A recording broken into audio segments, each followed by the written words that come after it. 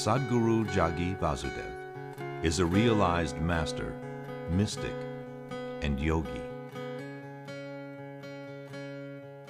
He has shown the way for people to attain to their natural joy and to live life with experience from one's own inner nature. His presence is filled with grace and compassion. Sadhguru's scientific approach towards spirituality and work towards the upliftment of humanity have received accolades worldwide. The words that come from him in intensity and utmost clarity, from his deep understanding and wisdom, can change the very core of the being. Belonging to no particular tradition, Sadhguru incorporates what is most valid for the modern person from the spiritual sciences. His work, an outpouring of his blissfulness, finds expression in the form of a ceaseless offering to help all beings. Available to all who are willing, Sadhguru's life is an invitation to the divine through individual transformation.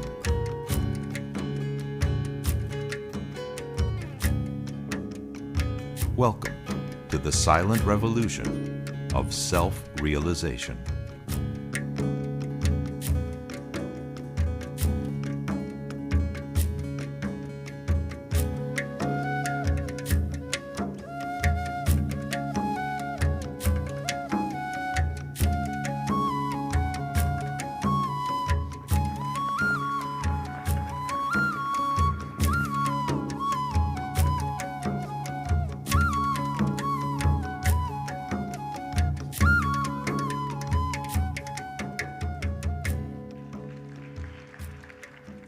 Today, in a very lopsided world, where there is a complete misunderstanding even about simple things as to how to eat, every creature on the planet knows how to eat except the human beings. Every creature on the planet knows how to conduct their life except human beings. And we claim we are the most intelligent of the species. So, now this conference called WAS, I think some change needs to happen in terms of when you say spirituality and science, it looks like spirituality is not science. I would say it should be a conference of an academy of spiritual and physical sciences, then it'll become WASPs, it'll have more sting. It's very, very important to recognize, to understand and to perceive spiritual process as a science. As there is a science for external well-being, there is a science and technology for inner well-being. It is only because we as humanity, we as societies, we as individual human beings, we did not invest the necessary time, energies and resources towards the inner sciences, that humanity today is in an extreme state of comfort physically and in an extreme state of distress within. So if true well-being for humanity has to happen, it's very, very important that the spiritual sciences and the physical sciences are given equal importance in one's individual life and in the way nations and the world conducts itself.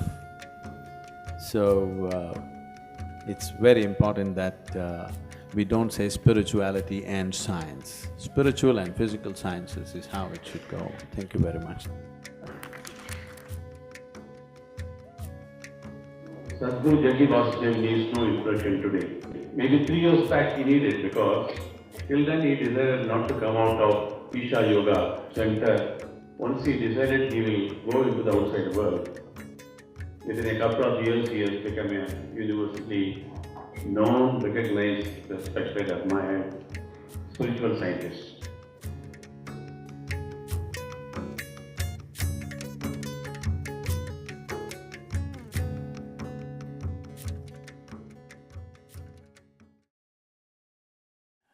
When we say creation, we are talking about creation as we know it.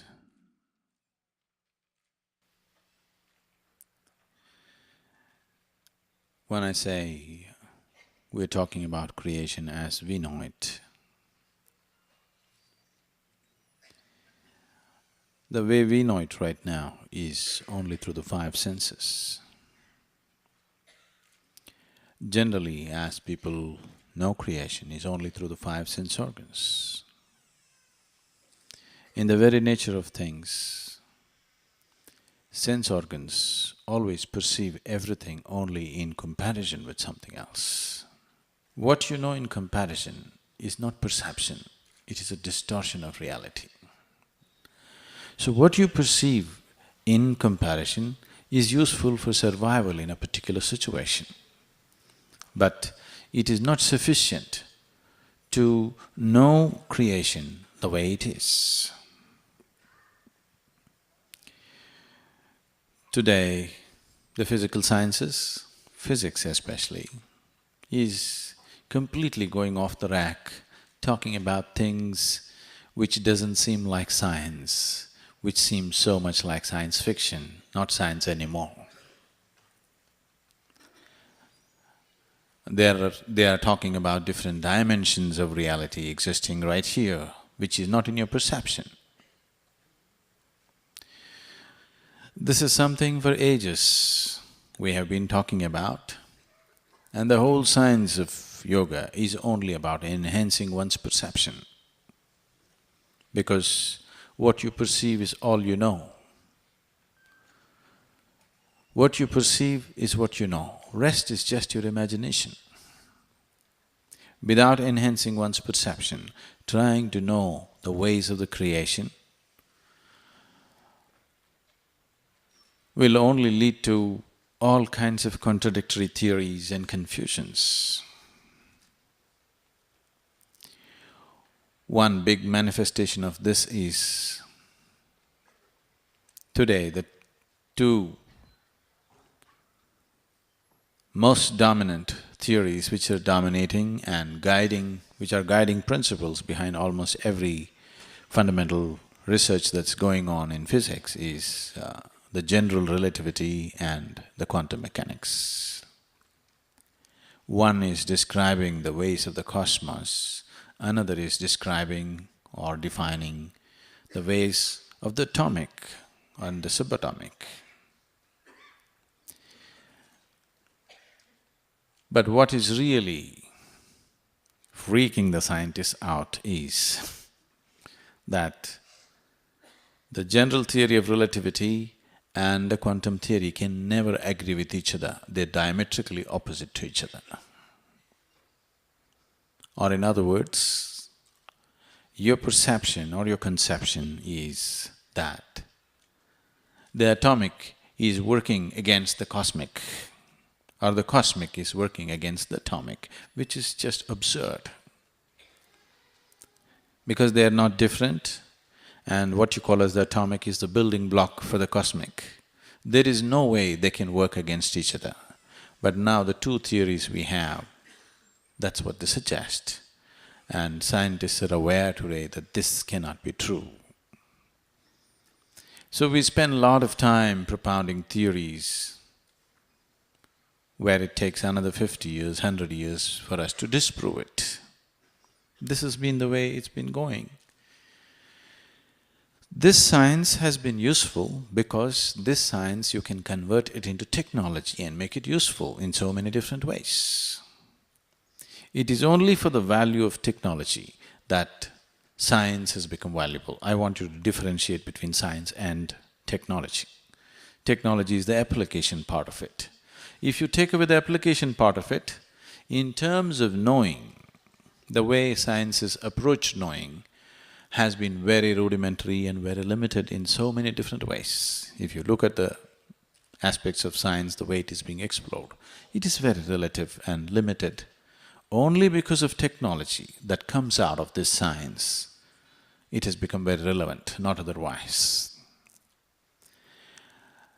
Another reason why spirituality has become irrelevant in large number of people's lives is people who talked spirituality could not produce the necessary technology which will make a difference for people. They only talked about ultimate well-being, but such a thing never occurred to anybody.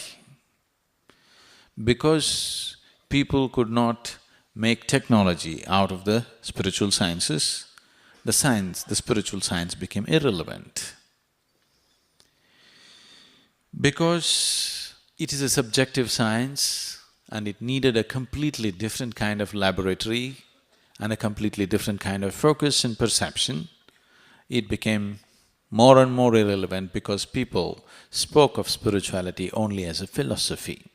Today, people are talking about spirituality and philosophy as if they're the same. Spirituality is a science which is not concocted by you, but philosophy is something that you concoct, something that you make up in your mind. If we interview every one of you, each one of you have your own kind of philosophy. There is nobody who is not a philosopher on the planet, do you know this? There is nobody on the planet who is not a philosopher, everybody has his own philosophy. You ask anybody, they have their own philosophy. You meet a great philosopher, of course he has a very elaborate philosophy. You meet a petty criminal, he has his own philosophy. You talk to your servant maid and see, she has her own philosophy. Is it so? You just talk to the beggar on the street, actually he has his own philosophy. So philosophy is something that you concoct to create a certain psychological comfort and a feeling of knowing which is not true. Spirituality is not something that you concoct, it is something that you explore. If you want to explore these dimensions, the only and only way is to enhance your perception. Without having necessary methods to enhance your perception, if you approach it, definitely it looks like a dead end.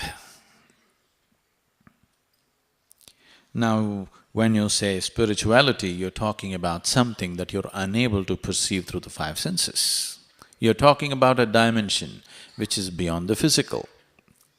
And the five senses, the very way they are made, they can perceive only that which is physical. Anything that is not physical, you cannot see it, you cannot smell it, you cannot taste it, you cannot hear it, nor can you touch it. So if your perception is limited to five senses, naturally, the play of your life and the scope of your life will be only physical. But I talk to God every day, that is also physical. Because God is just an idea for most people, it's not a living reality. No, I feel it in my heart. What you feel in your heart is your emotion, which is also made up by you. The psychological and the emotional states, whatever you go through, can be made up by you right now, isn't it so? Right now you can close your eyes and generate deep sense of love towards somebody. Right now you can close your eyes or maybe open your eyes and look at somebody here and generate a deep sense of hatred towards somebody. You can create whatever you want in your mind, and the way you think is the way you feel. So what is happening in the psychological sphere of your life has nothing to do with the spiritual. Today, unfortunately, the psychological solace is being interpreted as spiritual. To be psychologically in a pleasant state is one of the side effects of spirituality, but it is not spirituality. If you are in a certain inner state, to have a pleasant state of mind is very natural, but to have a pleasant state of mind is not spiritual. If you go and watch the sunset in the evening, maybe you will feel wonderful within yourself. If you eat an ice cream, you may feel wonderful. It doesn't matter, you go and watch a cinema, you may feel wonderful. Is this spiritual? No. You are just creating a pleasant psychological state. Psychological status, whether it is coming out in the form of thought or emotion, is fundamentally all yours. you can make anything out of it.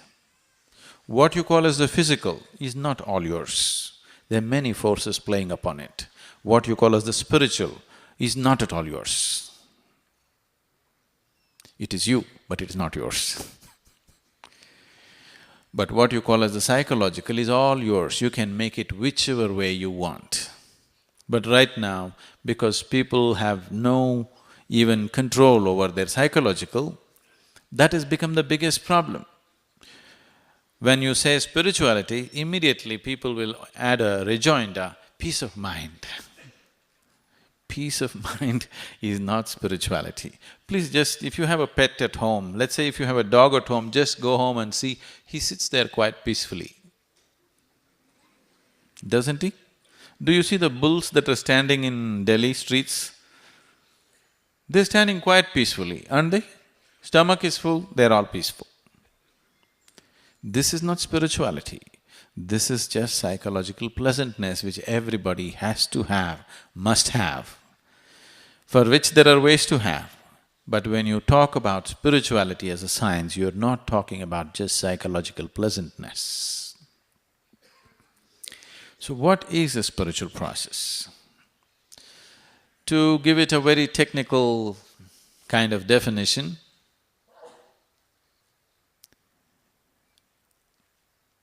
if your experience of life transcends the limitations of the physical, then we can say you're spiritual. Psychological is still physical. When I say still physical, see, for example, the microphone is physical. The electricity that is powering this is also physical, maybe not so, so physical in terms of being able to see, but it is also… what is flowing through this wire is also physical, isn't it? And what is coming out of the speakers in the form of sound waves is also physical, isn't it so? Yes? Isn't it coming and hammering on your eardrums? So, what you call as thought is physical, what you call as emotion is physical. So the psychological is also… belongs to the physical realm, but on a subtler space. So what we are looking at as spiritual is a dimension which is beyond the physical, which is the source of the physical. Now, the whole idea of creator has entered human mind only because of our contact with the creation. There was no creation, we wouldn't have thought of a creator, obviously. What is the most intimate part of creation that we know in our life is always this one. See, anything that you experience through the five senses is not happening outside, it's always happening inside because the seat of your experience is within you, not outside of you. Right now you're looking at me, it makes you believe that I am here, but that's not true. Right now, as far as your experience is concerned, these lights are falling upon my body, reflecting, going into your lenses here and projecting an inverted image, you know all the story. So actually you're seeing me not here, but in your mind. You're hearing me also in your mind, not here, isn't it? Not where I speak, but where you perceive it within you. Every experience is within you because the seat of your experience is within you. So this level of perception is sufficient for survival. If survival is all we are seeking, this level of perception is sufficient. If you have started seeking the creator, then this level of perception is not enough. If you want to play in the creation, five senses are more than enough, you can live well. But now your life is not about living well, you want to know the very source of life. Now five senses are not sufficient perception, you need a different dimension of perception. Now this is the most intimate part of creation for you, because this is all you experience. Everything that you experience is only within this. If we have to look at it in terms of how this one has been happening to you, From the day you were born to this day, when you were born, you were only this much, now you become this much. This did not happen with any external help. Maybe we gave the raw material from outside in the form of food, but the whole creation process is happening from inside. So what you refer to as the creator, definitely functioning from within you, isn't it? You see? There's a gender problem, but this is a language problem, I'm sorry. If I say, is the creator within you, is he there? There's a problem with the ladies. Is she there? Then there's problem. Is it there? That is also a problem. This is because the language is logical and language exists only between the two dualities. Now with this, you can't play spirituality because that which you call as spiritual is beyond that comparison. Because your sense organs always perceive everything in comparison, everything is dual. And without this duality, there is no survival. Survival is possible only if you learn to do and juggle the duality well. Only if you learn to do the right kind of circus with the duality, you survive well. If you do not know this circus, you cannot survive in this planet. But when you talk about that which is the source of creation, you're not talking about two, you're talking about one. So the gender becomes irrelevant, all your understanding of… logical understanding of life becomes irrelevant, and your perception through the senses becomes irrelevant. Now, if this is the way, then we should not try to think what it is, because if you try to think what it is, whatever we think only comes from what we already know. All our thought is functioning from the data that has already been fed into it. One cannot perceive the nature of the creator by thinking about it.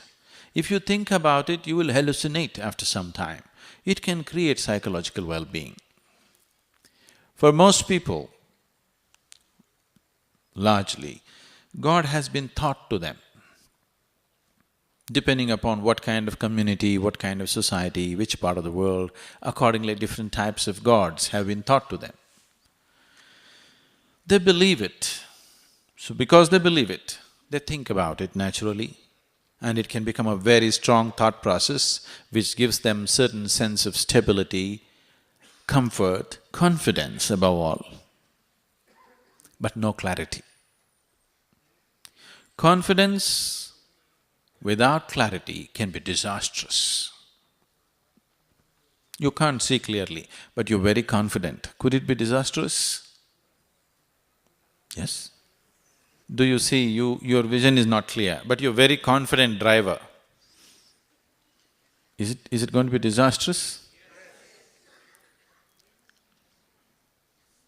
Because what you need is not confidence, what you need is clarity. If you see things clearly, if you see everything the way it is, then you walk through the world effortlessly. You can do things with confidence also. Now, you want to cross a busy street, whatever is your sect or religion. Anyway, everybody has their own mantra. You say Hail Mary and run, or you say Jai Shri Ram and run, or you say Allahu Akbar and run. Busy traffic is going on at high speed, you just run across, shouting your mantra. You may make it. Yes, you may make it. Many times people make it, because quantum physics is also going about saying everything is happening by chance in the existence. But if you try it a few times, then we will have to scrape you off the highway. If you see things clearly, then you cross the street, no confidence is needed, you simply cross the street. If you see everything clearly the way it is. So the same thing, if you want to cross the street from the physical to the spiritual, what is needed is not belief. What is needed is not confidence. What is needed is not imagination. What is needed is clarity. How to bring about this clarity is the only question. Instead of striving for clarity, people are always striving for confidence. God is holding my hand, you feel confident. It makes you very confident. And this confidence has destroyed the world in so many ways. So many ways. If you do something stupid today in your life, tonight your intelligence will bother you, why did I do this? But if you believe in something 100% and you believe you're doing God's work or whatever, then you are utter confidence. Whatever nonsense you do, you have no regret at all. You can go on doing it with total confidence because God is endorsing your stupidity. So where is the need to hesitate about anything? No hesitation. But if you do something stupid by yourself, it definitely bothers you, isn't it? And that's the function of the intellect, that it has to bother you. If you do something foolish, your intelligence has to poke you and bother you every day, then only it evolves, isn't it? What started as a spiritual process is one time slowly became organized into a certain form and has created so much nuisance and division. Humanity is divided almost permanently, you know. It's… when you look at it, when are we going to put it together, it looks like a faraway reality. It's all right to dream, it's all right to have a vision, it's all right to work for it, but when you really look at the world's human reality today, when are we going to put all the world together is a big question, isn't it? Because they're so deeply divided. Any other division, you are this party, that party, you know, people can change parties very easily. But once you believe something as God's own stuff, changing is very difficult because it is heaven endorsed, very, very difficult. And this is the biggest impediment for spiritual process to happen. If spiritual process has to become a common reality for everybody, it's extremely important that it is presented as a science, as a scientific method. See, today your intellect is made this way. Only if I speak something logical, you will listen. If I speak something illogical, you're unwilling to listen, isn't it so? Yes. That means only the ways of the modern science is acceptable to you. Anything other than that is not acceptable to you. So it's extremely important that spiritual process also is clothed in the same logical clothing because intellect is a large part of you. If I met you 2000 or 10,000 years ago, your intellect was not the most dominant part in you, your emotion was the most dominant part in you. Is it so? If I happen to meet you 10,000 years ago or even 1,000 years ago, your emotion would have been the dominant factor, not your intellect. But today, things have changed and your intellect is the dominant factor in you. Once your intellect is dominant, anything illogical it cannot come to terms with. No way it'll come to terms with. At the same time, the greatest intellects on the planet who have become great scientists, now they are taking you to an absolutely illogical spot. Absolutely illogical spot. What is coming out as a combination of this general theory of relativity and quantum theory, and which is… people are trying to propound it as a string theory, is pure science fiction, or it is like… I don't know if you watched those old movies, what are those, Maya Jal and… what are those? What is that N.T. Ramarao movies were coming where people will appear here, disappear there, come here, go there, you know, the same man is in 10 different forms he takes on, all these things. Scientists are beginning to talk like these movies now because they don't have perception for this, but their mathematical calculations is giving them a feeler of what is to be expected. So spiritual process is a way of exploring the interiority, exploring that dimension which is the source of the physical. There is a whole science and technology for this. The reason why it has become ridiculous in many ways is,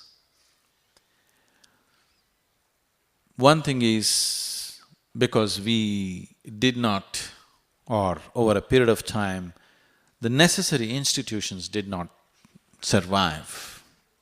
The necessary investment in terms of time, money, intellect, resources, people did not happen in that direction. So all kinds of people, anybody who reads the second chapter of Bhagavad Gita becomes spiritual today. Yes, because it's very easy. Now you can talk things that nobody can… a kind of logic which is unbeatable, you know a kind of logic which is totally unbeatable, but nothing spiritual about you learning a book. Maybe the person who spoke the book is talking about something else, but you reading the book and knowing it logically, there is nothing spiritual about it. If you intellectually incline yourself, you're paving the way, that's all. The road is not the destination, isn't it? You read the Gita, you got inspired by Krishna's words. Now, maybe you're inclined, but you're not spiritual. I want you to understand the distinction. Spirituality means a dimension beyond the physical has become a living reality for you. For you, the Creator is not somebody who is sitting up there. Creator is not somebody that you look up to. Creator is not somebody that you pray to. Creator is not somebody that you dream of or imagine. It is a living reality, like your breath and your body. The source of creation also functions within you every moment of your life. If this happens, then we say you're spiritual, otherwise we say you're on the path. Now you want to go to a dimension which is beyond the physical, through a physical means, it is not going to happen. You need a perception which is beyond the physical, only then you approach the dimension which you refer to as spiritual. The reason why this has not happened the way it should have happened, especially in this country, which has such a large body of spiritual work behind it. When Mark Twain, you know Mark Twain? When Mark Twain visited India for over 3 months, he had a good guide who took him around to the right places. And when he was leaving, he said, anything that can ever be done, either by man or God, has been done in this land. This is probably one of the best compliments India has ever received. And it is so. You might have lived in India without knowing the real heartbeat of India, because in every possible way that you can explore the inner dimension, it's been done. Nowhere else on the planet has ever such a thing has happened. The volume of spiritual work that has happened in this land. In spite of that, why is it not alive in a real sense, being alive in everybody's life? Is simply because we did not, or those institutions which transmitted this kind of knowledge did not withstand the rigors of time and history, and it crumbled. And later on, for whatever reasons, we did not invest the necessary investment to make these things happen. Especially today, because people are talking in terms of, everything is fast food and fast whatever. Without investing the necessary time or effort, people want to do things. Because of this, spiritual sciences are becoming more and more ridiculous. On the street side, without any commitment, people want to do spirituality. Because of this, because it became a commercial force by itself, because it became a product that could be sold and bought, it became loose. Because a subjective dimension cannot be approached without the necessary focus. In the sense, see, for example, can somebody tell me what's the greatest movie that you ever saw in your life? A cinema. Okay. Okay. Do Aankhe Bara Hath, whatever. So it had why you're saying it's the greatest movie is, it had a big impact on you.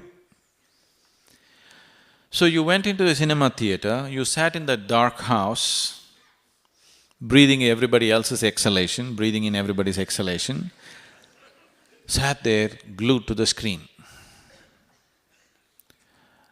Instead of this kind of arrangement, instead of this kind of very focused arrangement where everything else was cut off, dark room means everything else is cut off. Your whole attention is right there on the screen. Instead of this, let us say you're driving on the street, every advertisement hoarding that you see turns into your video screen and everywhere it's playing. You are driving, once in a way you watch Do Anke or Barahat and you saw the movie like this. Would it have the same impact on you? Even a simple cinema needs a focused approach, otherwise you will miss the whole point, isn't it so? It's just two-dimensional. Cinema is just two-dimensional and that needs total attention, otherwise you'll miss the whole import of what it is. When this is so, when you talk about spiritual, out of which every dimension in the existence has come out of, you need absolute focus. And right now the necessary dedication to create this focus and dedication is what is missing. Because of this, spiritual sciences are becoming a ridiculous process where scientists are just dismissing it as nonsense. But slowly it is getting its foothold here and there. Somebody was mentioning three different fora. One is the World Economic Forum. For the first time, such a thing was unthinkable just 2-3 years ago. For the first time this year, they have a session called Spirituality and Science. This was just unheard of. World Economic Forum is supposed to be totally of a different scale and no question of spirituality there, but for the first time science and spirituality segment has come up there also. Because scientists are they're facing a wall, they're not able to look beyond that. They need some help somehow. How to go beyond this? Because the physical stops at a certain point, how to explore beyond that? Because if you do not explore that, everything that you have explored in the physical seems all contradictory and mixed up. Now, exploring spirituality, what it means. See, if you just move your hand like this, you can feel the air, which normally you did not feel, isn't it? Right now you're sitting here, this place there is air, but you can't feel it. Though you're breathing it, you still can't feel it, but if you just move it, you can feel it. Suddenly little movement that you created with your hand, you are able to feel something that you could not. You are perceiving something that you normally do not. So similarly, that which is the source of this creation, if you want to feel it, you have to create a little moment inside. Without that little moment, you will not feel it. You have to create a certain dimension of intensity inside. All yogic sadhana is only towards this. Yoga is not about giving you therapy. It is not about your backache or headache or asthma or whatever. Health benefits that come out of yoga are purely side effects of yoga. Yoga is not a therapy, it's a discipline. If you take this as a discipline, therapeutic values are there. Therapy will happen, but you never do yoga as a therapy, it is done as a discipline. Because using it as a therapy is like… Can I tell you a story? I seek your permission because the moment I say once upon a time, many people here, the light is right, you will think it is bedtime. Let us say you have never seen an aircraft in your life. You do not know the very concept of flight. And one day, today morning you came out of your house, there's a huge airplane parked in front of your house. What is the first thing? Any unknown object means fear, suspicion. Which is how, which is how everybody approaches me. First fear, then suspicion. I have to work through all that before they see what it is. An airplane also faces the same thing because it's a new dimension. First fear, then suspicion, but then the braver lot of you go and by chance you opened the door and went inside. There you saw rows and rows of seats, So immediately your mind says, oh, this is a bus. The best bus we have ever seen, really wonderful. And then one of you got the engine roaring, now you want to drive it. But these two ugly things, they're going to hit your buildings, lampposts and everything, you don't like it. So you thought this is a wonderful bus, but these two ugly appendages, so you decided to do a surgery and you chopped off these two wings and started driving this bus. You're very happy. You got a great bus, you're really happy. But somebody who knows what it means to fly, if he sees you driving an aircraft with chopped off wings, he will cry. So, that which can be a ladder to the divine, if you use it just to cure your backache, I'll feel like crying. But I am not belittling your backache. When you have backache, that is the biggest thing. Who cares about the divine when you have a backache? Even if God appears, you will only ask, backache should go, isn't it? Isn't it so? Body has that kind of power over you. Once your body is in pain or in some kind of distress, who is interested in God, heaven, enlightenment nonsense? The only thing that matters is, right now, this problem should go because body has such a power over you. Once it begins to hurt, once it begins to cause some suffering to you, it dominates everything. So, spiritual sciences being used as therapy, no. Spiritual sciences should be propagated as a discipline. Therapy will happen. If you are well tuned within yourself, everything will function well in the system. That is a natural happening.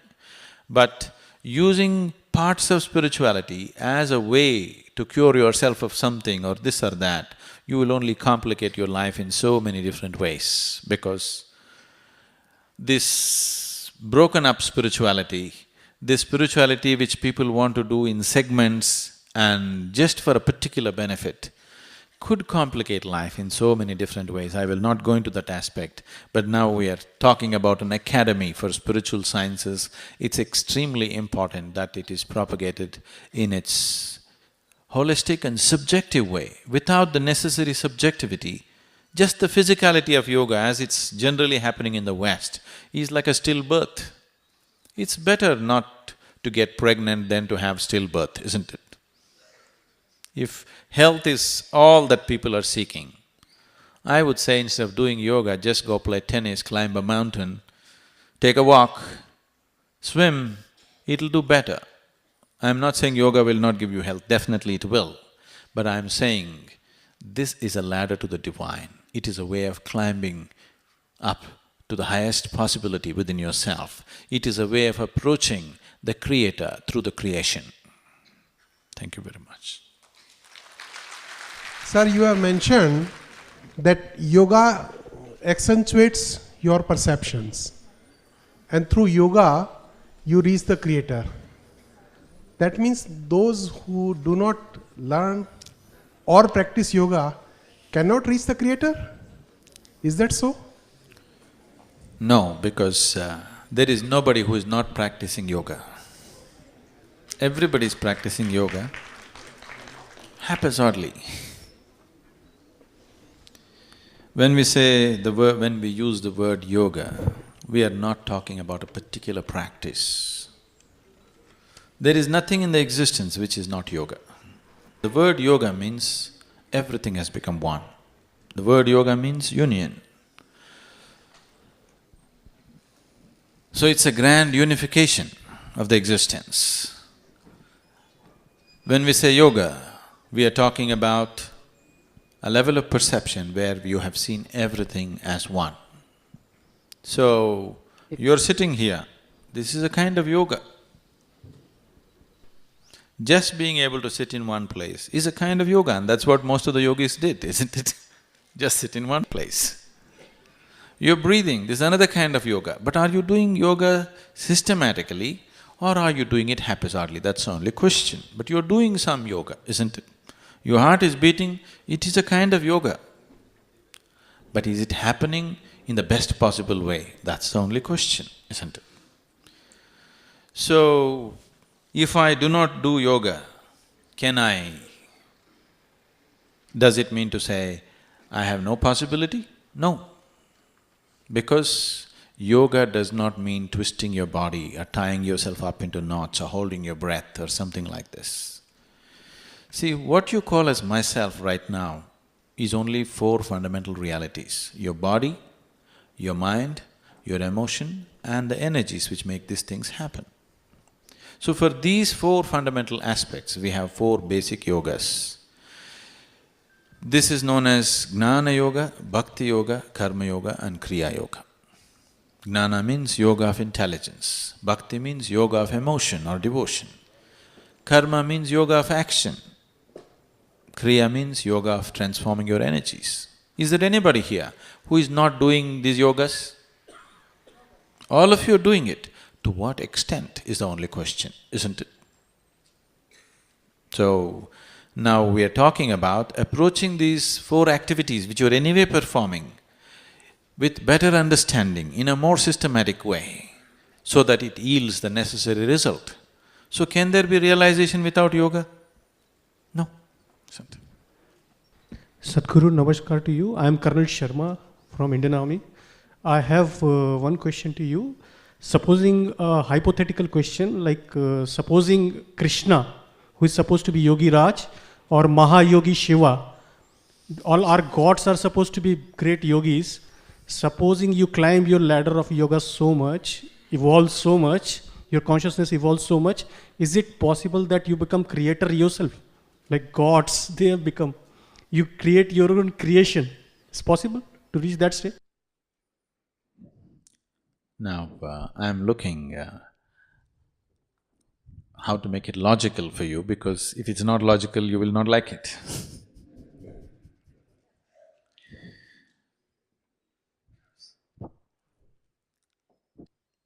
See, you have heard of many yogis who just withdrew into a cave, and for years and years, they did not even step out. They did not even have the need to open their eyes and look at the sunrise or sunset. Yes? You yourself are a human being, and if you close your eyes for 2 minutes, you want to… Right now, if I ask all of you to close your eyes and simply sit, you will see within a minute's time, half the people will be scanning with one eye open, not the third one, I'm talking one of these two. Because it is so intrinsic in you that everything that you have wants to find an outward expression. Because your perception is always by receptivity through the five senses, so it wants to have an outward expression all the time. When this is so, how is this that this person is simply sitting like this for hours or days or months or years? Why and how? One aspect of it is he is engrossed in the process of creation. That is, he is engrossed in the creator, which is far more exuberant than the creation, which is far, far more exuberant than the creation. So if he closes his eyes, the need to open the eyes did not come. Or another aspect of it is, because, see, when we say engrossed in the creator, if the creator is within, who is the creator? Yourself, isn't it? And once that has become your living experience, you can create a whole existence of your own. In a small cave, I have been into such places. In a small little cave, somebody's got a whole universe going, really. This may not make sense logically, but today science is proving to you that the small and the big are a big mistake. There is no small and big, there is no time and space. Time and space is a complete misunderstanding of creation. This is a scientific fact today. So if there is no time and space, on your fingernail you can create a cosmos. You actually can. Are there people who are living today who have such experiences? Yes, definitely yes, there's no question about it. But why don't they talk about it? Why don't they teach such a technology?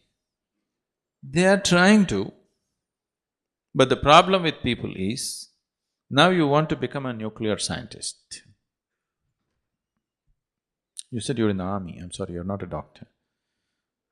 You're a general or whatever, some officer. So when you went into the army, first day itself you want to become a general. They will throw you out of the army, isn't it? First day, wear those ill-fitting boots and do all the damn things that you're required to do without asking questions. Then slowly, when they see your capability, slowly they promote you and get there, isn't it? Now you want to become a nuclear scientist, but you went to the kindergarten school where they taught you A, B, C, because even Einstein is writing only A, B, C only on the board. Yes? E is equal to mc squared, that's all he's writing, A, B, C. A kindergarten child is also learning ABC, but is it the same ABC? The phenomenal difference, isn't it? Between the ABC that you learned as a kindergarten child and Einstein's ABC is a phenomenal difference. So now the problem with people is just this. Now, people come to me and say, Sadhguru, we want to go spiritual. They come to the ashram. I ask them, okay, how far do you want to go? All the way, Sadhguru. Do you know what all the way means? Whatever, Sadhguru, anything I will do. Okay. You stay here for a week, let's see what we can do. No, Sadhguru, next Thursday my uncle's son's birthday, I have to go. So what? You want to go all the way and you want to attend uncle's son's birthday? So how many days do you have? 3 days. Okay, 3 days. 3 days what to do? You do this, this and this. But Sadhguru, I don't like this. Okay, you don't like this. You make a list of things that you like. We will do that. You know, today gurus are beggars. Because to find a person who is really committed to do something serious with himself is very hard. Everybody just wants to do that. So, okay, 3 days, you do this, I don't like this. Okay, make a list of things that you like, we will do that. Because I can devise yoga around anything that you are doing. You're in the army, I can make an army yoga. You're playing cricket, I can make a cricket yoga. You read a book, I can make a book yoga. You like cinema, I can make a cinema yoga. Because whatever the activity, we can make it into a process of growth for you, that's all. Because what has to change in your life is not the content of your life. What needs to change is the context of your life. By changing the content, nothing will change.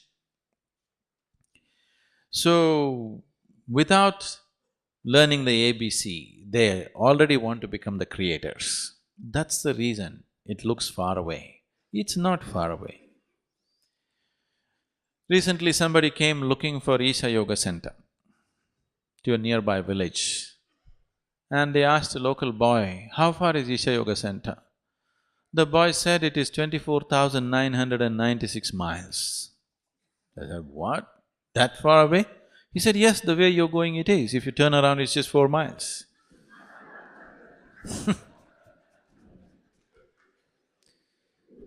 So, from creation to creator looks far away because you're turning in the opposite direction.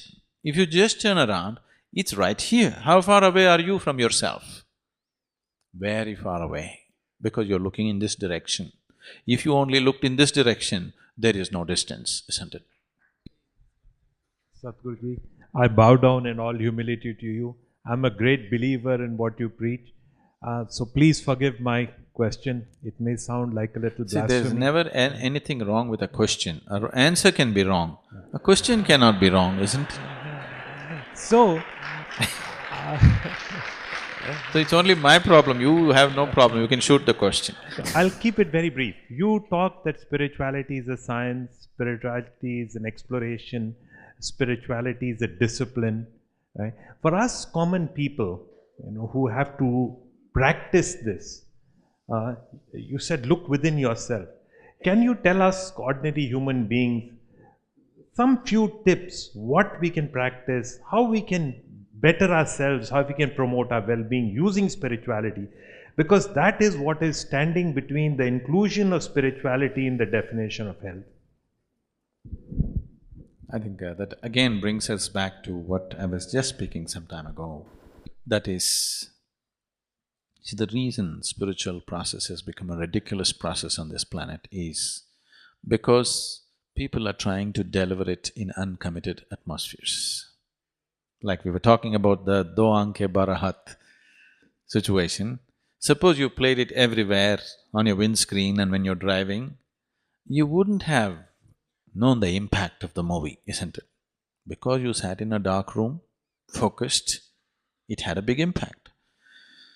So if you want to know the impact of it, I would say, if you can invest just, let's say 20 minutes, 25 minutes a day.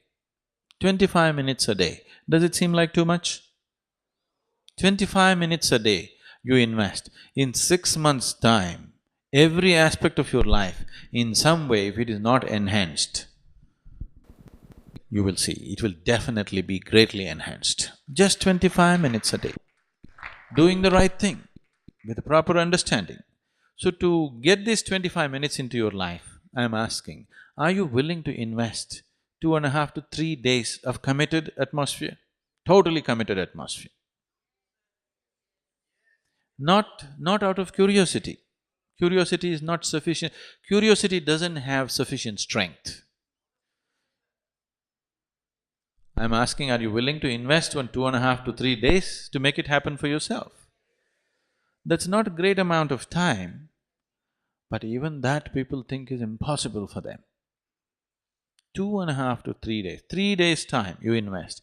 After that, every day you invest just 25 minutes in your life. In 6 months' time, there'll be phenomenal changes in your life. I'll guarantee this to you. It is as guaranteed as if I turn on the light, if I turn on the switch, the light comes on. It's as guaranteed as that. Once upon a time or some time ago, I read a poem by Emerson, the great American poet. It was titled Brahma. I was curious, what does he know about Brahma? I read the poem and I understood he had read some of the Upanishads in translation. Sometime later, I came across a parody of this very poem, because Emerson had written about the creator and the creation being one, exactly what you are saying. But the parodist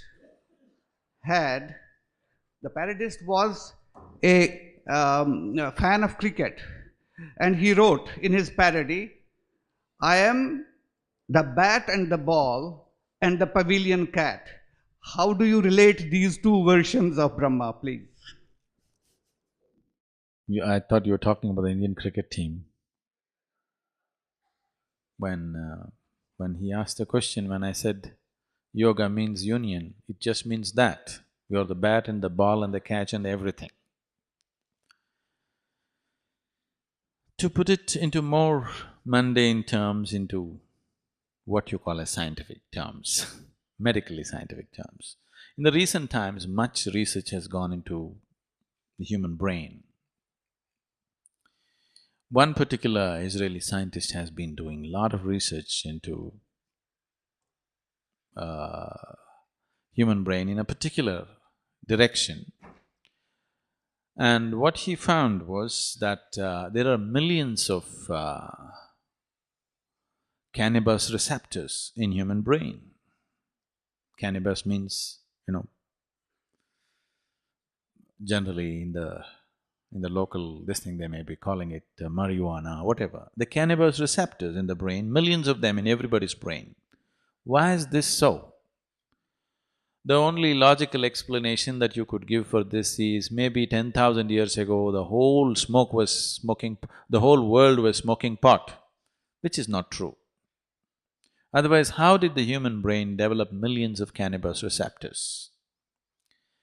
And with much more research, he's gone into this, about 21 years of very focused research into this.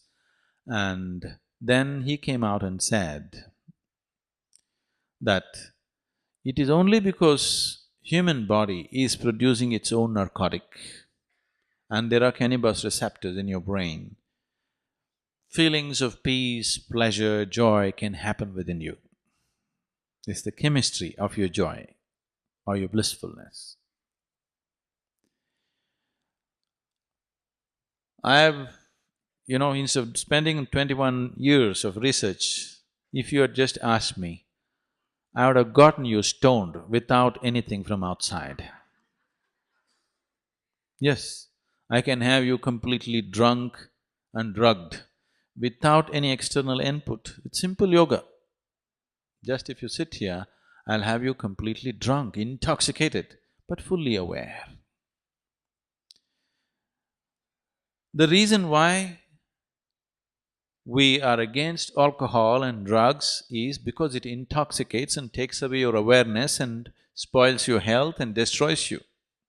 Suppose these drugs were such, they intoxicated you, but they also made you very alert and intelligent and had very wonderful impact on your health, all of us would be into it, isn't it so? Yes or no? Always, the yogics… you need to understand this, the science has been expressed in a dialectical form in this country. We say, Shiva is the first yogi. In the yogic culture, we don't see Shiva as a god, we see him as the first yogi and the first teacher of yoga. He is the first yogi, Adi Guru and Adi Yogi for the yogic systems. And he is a great yogi who sits in great alertness, at the same time he is a drunkard.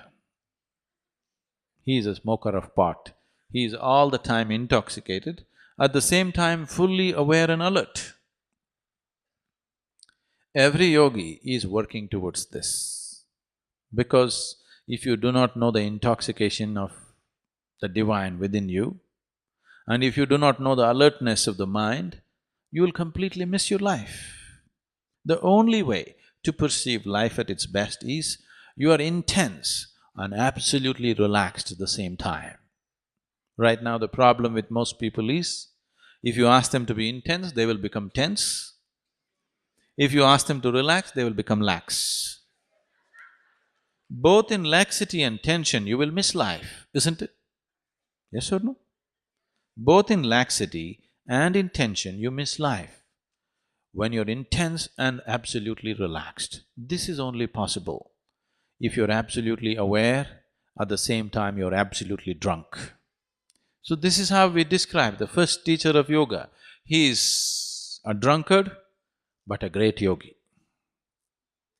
And in many ways, every yogi is just that, he is a drunkard and a great yogi. I can get you drunk without alcohol, without any drug, with your own system.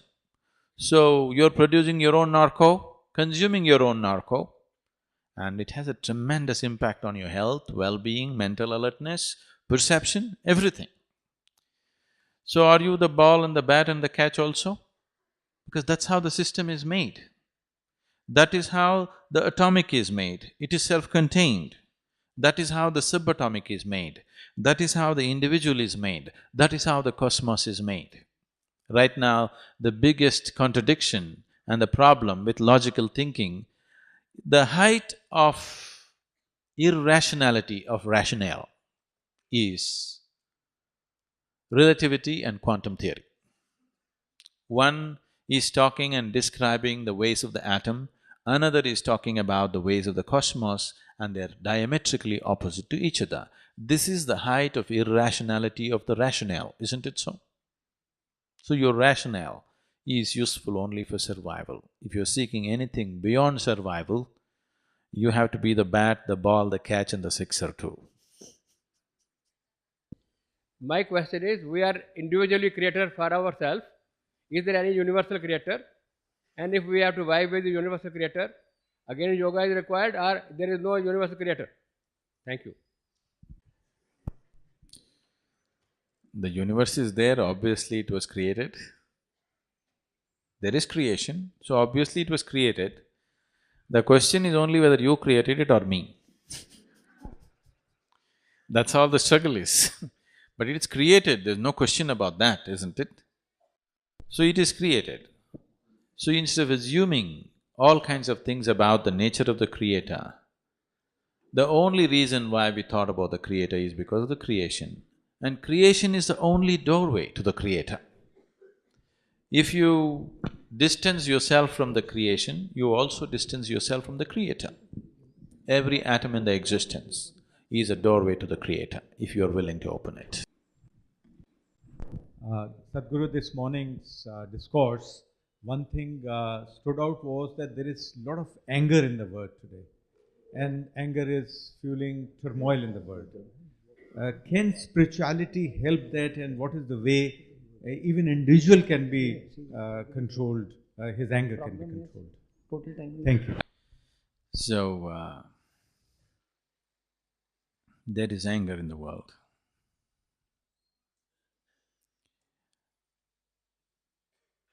There is no anger in the world. There is anger in people's minds, individual minds. There is no such thing as anger in the world, isn't it? There is anger in you, there is anger in that person, there is anger in this person. Are you right now angry? Thank you.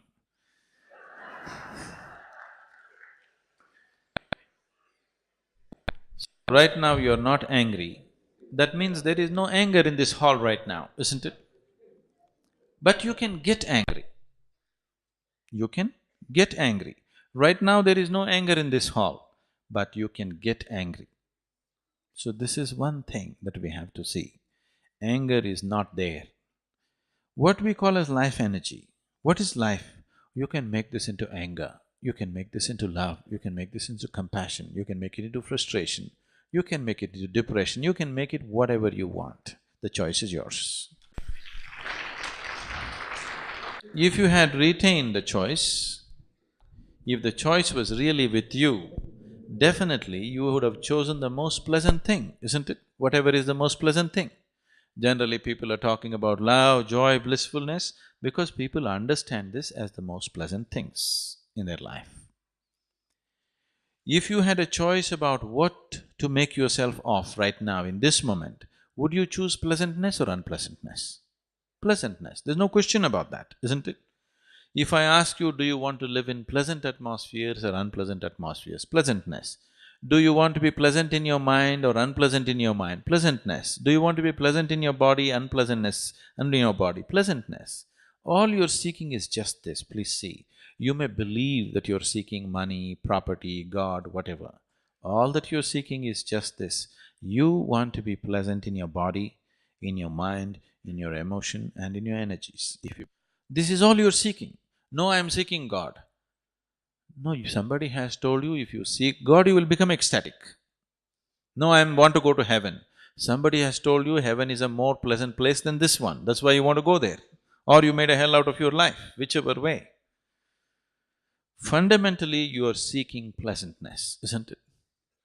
Now, this same scientist, because he talked about Emerson using the word Brahma, this scientist tried to look for a word to name the word, to name the chemical which is being received by the cannabis receptors in the brain.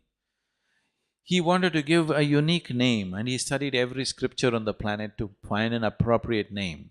And the most beautiful thing is, no scripture on the planet, except from India, ever talks about bliss and ecstasy. Everybody talks about salvation, everybody talks about your sins being washed away, at the most peace. Nobody talks about blissfulness and ecstasy. So, he called this chemical which is produced in the body as Anandamide. You know Ananda? Anandamide. So cannabis receptors are waiting to receive Anandamide. How much Anandamide you produce in this system, that is how blissful you will be. It can't be taken… If you take it in the form of an injection, you will become an addict. But if you generate your own Anandamide, you will be blissful, always. So if you're blissful, would you be angry? No. Anger… Life has found expression in the form of anger only because this life is not blissful, isn't it? If this was blissful every moment of its existence, question of anger or controlling anger or putting anger down doesn't even arise within you, isn't it? So, what is needed is, yes, there are situations in the world which may be causing anger, but I'm telling you, if you eliminate one situation, another situation will pop up. See, within your own family or within your own situation, do you see, for every small thing people can get angry? Need not be a major issue, yes? Not a life and death kind of issue. A simple thing in your house can make you angry or somebody else in the family angry, isn't it so? So it is not necessarily by settling all the problems on the planet that we will eliminate anger. First of all, if we teach ways of joyfulness and blissfulness right from childhood, we have not focused on this. As a humanity, we have not focused on making our children joyful. If they're making lot of joyful sounds in the house, usually adults will go and say, "Shut up." We have not encouraged joy and bliss as a part of our life. If people were more joyful, did you have to talk about controlling anger? It wouldn't come, isn't it? We need religions of joy, we need politics of joy, we need economics of joy. We need to bring that aspect into our life on all levels. If that is not brought into our life in every possible way, and methods to keep the system joyful above all, because without that, it'll become a fake joy that you're pretending or you're trying to be joyful. Now, if you are producing enough Anandamide in your system, you would be joyful, isn't it? I can show you 1,000,000 people for whom we have thought how to produce more Anandamide in the system, that without any reason people are just happy. People think, oh, if they all become happy, they will become useless. It is not so. Please look at your own life and see. On a particular day when you are happy, are you willing to do more? Or on a particular day when you are unhappy, are you willing to do more? When you're happy, you're willing to do anything, isn't it? When you're unhappy, you have to drag yourself through life. When you're happy, you're loving, you're generous, you're flexible, you're sensible, everything. When you're unhappy, you can be real mean and nasty, isn't it? If you meet any human being when he is joyful, he is a wonderful human being. If you meet the same human being when he's unhappy, he can be a very nasty human being. This is so with every human being, isn't it? You are my perfect mirror, you show me what I'm not. In the endless pit of what once was me, layer and layer you peel off me. The pain it is, but the joy it brings.